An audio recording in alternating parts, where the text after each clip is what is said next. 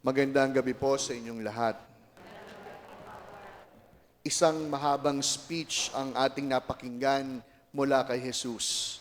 At isa po sa mga nakakaantig na kanyang sinabi ay ang sabihin niya ang mga salitang siya ay parang nagniningas at maliwanag na ilaw.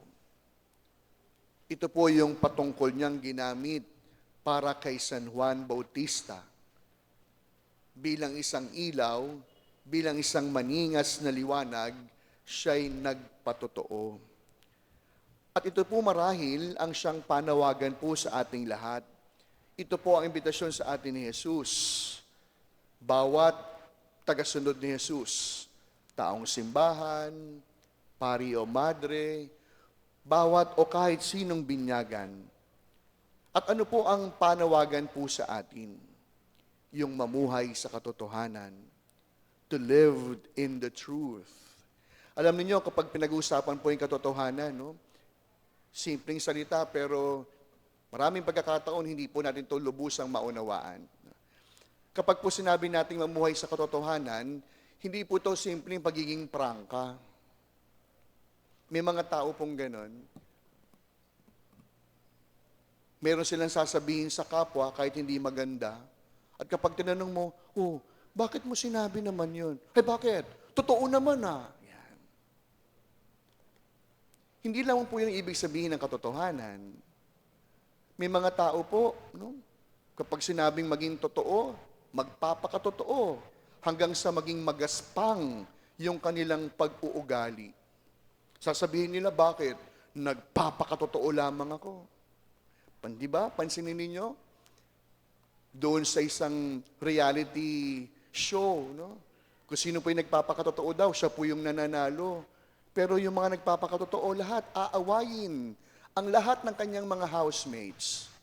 Yun po ba yung ibig sabihin ng pagpapakatotoo? Kaya nga po ngayong gabing ito, ginamit po ni Jesus ang halimbawa ni Juan Bautista kung anong ibig sabihin ng tunay na pagpakatotoo. Ibig sabihin, ang pagpapakatotoo ay nagsisilbing liwanag. Liwanag. Kapag sinabi nating may liwanag, nagbibigay ng liwanag sa isang malabong bagay. Nagbibigay ng kaliwanagan sa isang bagay na hindi maunawaan. Kaya alam niyo tabi-tabi po at isang paalala bilang pari. Nalulungkot ako kapag nakakabasa ako sa Facebook yung mga tinatawag po nating cryptic posts. Yung talagang mag-iisip ka, sasabihin mo, sino kayang pinatutungkalan niya? Sino kayang pinariringgan niya? Yung mismong post, nakakalungkot na At kapag binasa niyo po yung mga comment, mas lalong maraming speculations ang siyang magbubunga. Mantakin ninyo, dahil lamang sa isang simpleng post na wari mo'y nagpapakatotoo, maraming tao ang siyang mahuhulog sa bulid ng kasamaan. Post pa lang sa Facebook yan. Kaya, ano po ba yung ibig sabihin ng pagpapakatotoo? Yung maging liwanag kang nagniningas. Nang sa gayon ng kapwa, hindi lamang malaman kung ano ang tama, kundi maanyayahan sa daan upang tahakin ang kabutihan.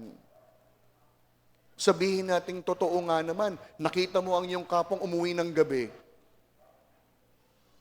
Pero minsan ang tanong, ano bang mahihita natin?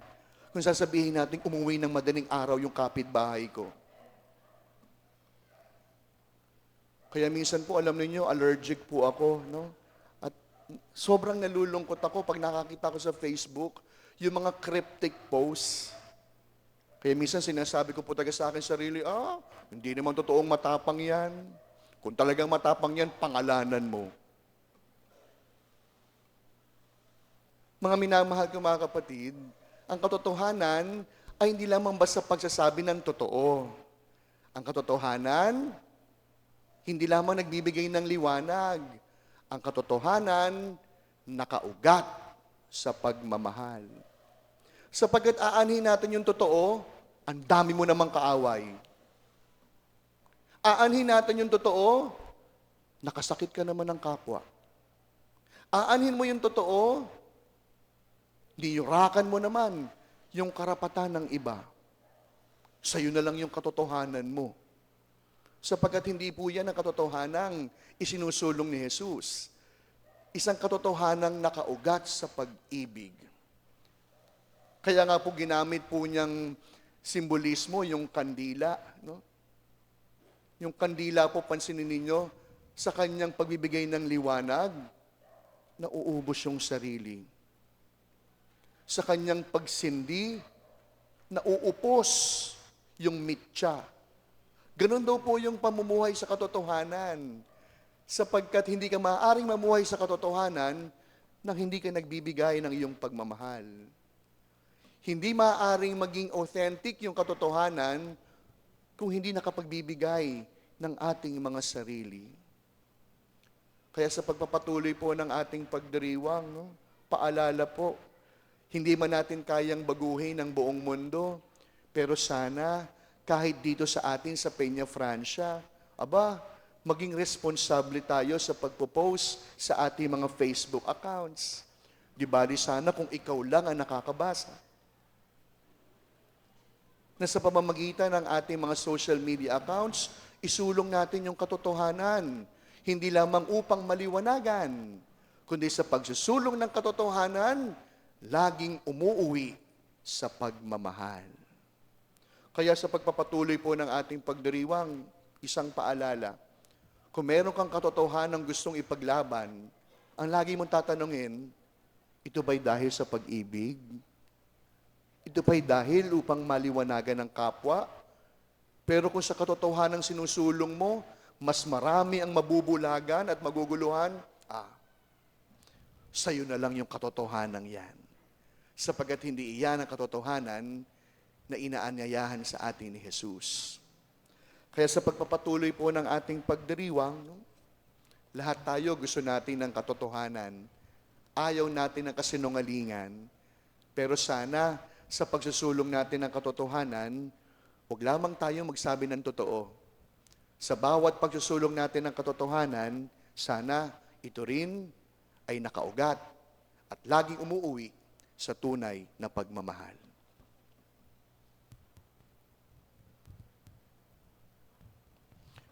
Amen.